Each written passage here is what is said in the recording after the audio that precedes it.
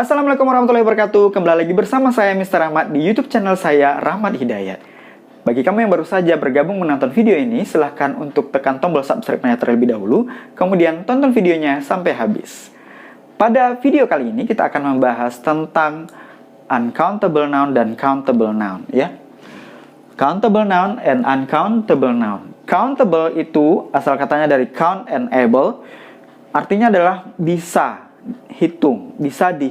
Kemudian kalau uncountable berarti tidak bisa dihitung. Jadi bendanya bisa dihitung dan bendanya tidak bisa dihitung. Maka disebut dengan countable noun and uncountable noun. Oke. Benda tersebut ada yang bisa dihitung, ada yang tidak bisa dihitung, ya. Tergantung dari bendanya. Kalau bendanya sifatnya padat dan bendanya bersifat satuan, itu bendanya bisa dihitung. Tapi kalau bendanya sifatnya adalah menyatu dan kalau dipisahkan tidak bisa, itu bendanya berarti tidak bisa dihitung. Contohnya adalah misalnya gini. Buah-buahan itu bisa dihitung. Mangga, apel, jeruk, durian, semuanya bisa dihitung. Benda tersebut sifatnya adalah satuan. 1 mangga, 2 mangga, 3 mangga, 4 mangga, dan seterusnya. Kalau bendanya yang tidak bisa dihitung, contohnya adalah air, ya. Air sifatnya cair. Cairan tersebut tidak bisa dihitung kecuali ada kontainernya. Kontainer itu adalah wadahnya. Misalnya, there is water, ya, ada air. Tapi kalau misalnya ada wadahnya, ada segelas air, there is a glass of water. Nah, itu adalah contohnya, ya. Oke. Kita mulai dari countable noun terlebih dahulu. Countable ini adalah benda yang bisa dihitung. Kita bagi menjadi dua terlebih dahulu, singular and plural, ya. Singular itu artinya adalah tunggal, plural itu artinya adalah jamak. Kalau bendanya satu, misalnya an egg, sebuah telur atau sebutir telur, a lion, seekor singa, a child, seorang anak, a book, sebuah buku, a frog, seekor kodok, a cat, seekor kucing, a man, seorang pria, ya. Kalau dia jadikan plural, misalnya ada penambahan-penambahan dari angka di sini, ya, atau quantifier yang lainnya, an egg misalnya, sebutir telur. Kalau x-nya banyak bisa jadi misalnya 2 butir telur, 2 eggs. A lion, 2 lion. A child, 2 children. A book, 2 books. A frog, 2 frogs. A cat, 2 cats. Kemudian a man, 2 men, ya. Nah, ini penggunaan dari countable noun. Karena benda tersebut bisa dihitung, maka dia sifatnya hanya menambahkan s atau tidak menambahkan s pada kata benda tidak beraturan. Kemudian kita lihat dari kalimat yang berbentuk jamaknya atau pluralnya. There are 3 eggs. Ada 3 telur. Kenapa dibuat there are? Karena dia bendanya banyak. There are 2 lions. Ada 2 singa. There are many books. Ada banyak buku. There are 2 frogs. Ada 2 kodok. There are some cats. Ada beberapa kucing. There are 6 men. Ada 6 pria.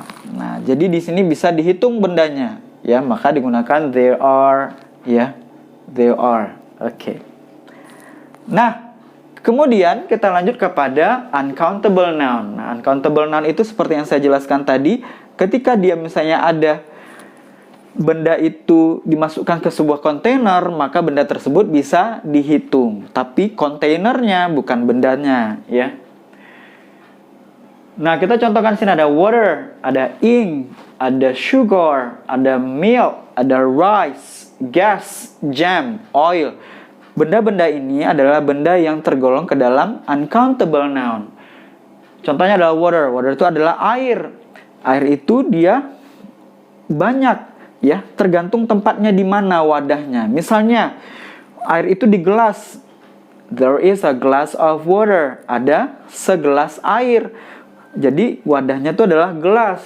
Tapi kalau misalnya di laut, there is water in the sea, ya, ada air di laut. Itu kan banyak. Tetap dia menggunakan there is karena dia tidak ada kontainer. Kontainernya hanya adalah laut gitu. Ink itu adalah tinta. Sugar ini adalah butiran-butiran kecil. Ya, sugar itu adalah gula. Butiran-butiran kecil itu tidak mungkin bisa kita hitung. Pasti ada kontainernya, ya, ada wadahnya. Entah itu dia 1 kilogram gula, atau misalnya segelas gula, atau 1 botol gula, pasti ada kontainernya. Kemudian rice, ada milk, ya, ada milk, susu, sama dengan sugar itu. Ada rice itu beras. Gas, ini adalah gas, ya, gas itu dia bendanya sifatnya tidak bisa dihitung. Ada jam, selai tidak bisa dihitung.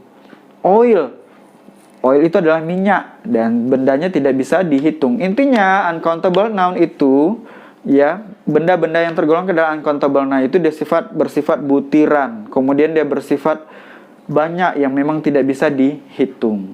Kita masuk kepada kalimatnya, ya. There is much water. Ada banyak air.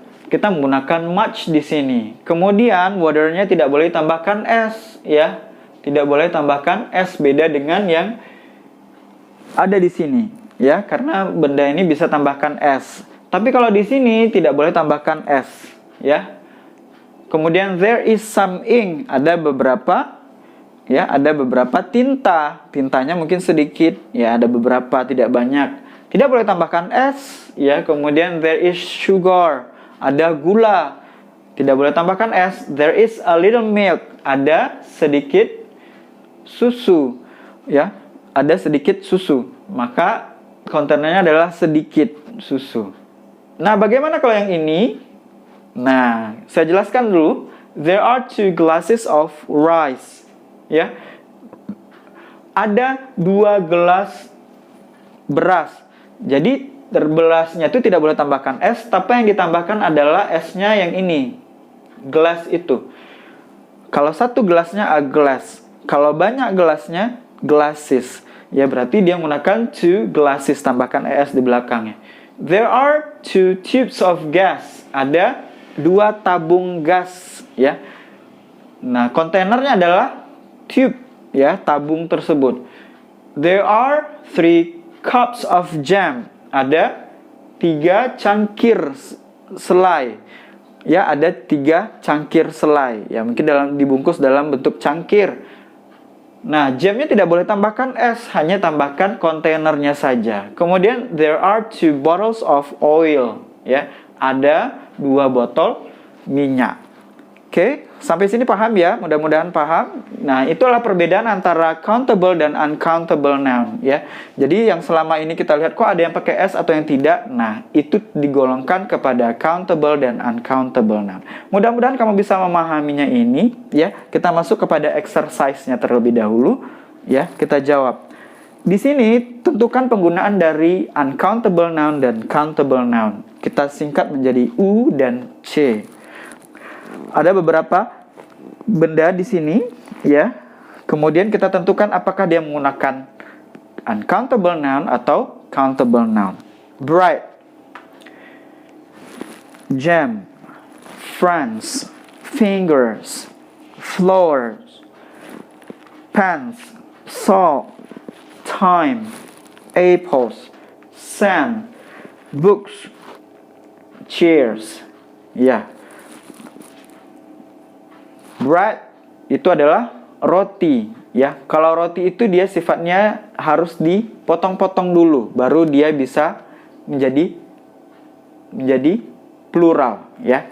Maka di sini dia adalah uncountable noun, ya. Kemudian jam itu adalah selai. Selai itu harus ada kontainernya dulu, ya. Maka dia adalah uncountable noun. Kemudian friends. Friends ini adalah teman-teman. Kita punya 1 teman, 2 teman, 3 teman. Berarti dia bisa dihitung. Berarti dia adalah countable noun. Kemudian fingers. Finger itu adalah jari. Jari kita terbelah menjadi beberapa bentuk bagian. Ada jempol, ada telunjuk, ada jari tengah, jari manis, dan jari kelingking.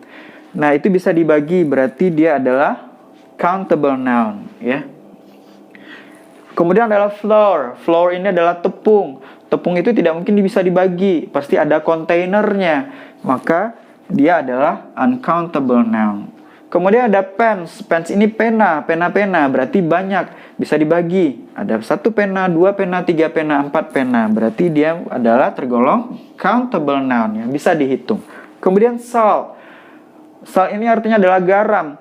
Garam itu tidak bisa dibagi-bagi karena dia berbentuk butiran-butiran kecil, kecuali dia ada kontainernya, misalnya 1 sendok teh garam misalnya. Berarti dia tergolong kepada uncountable noun.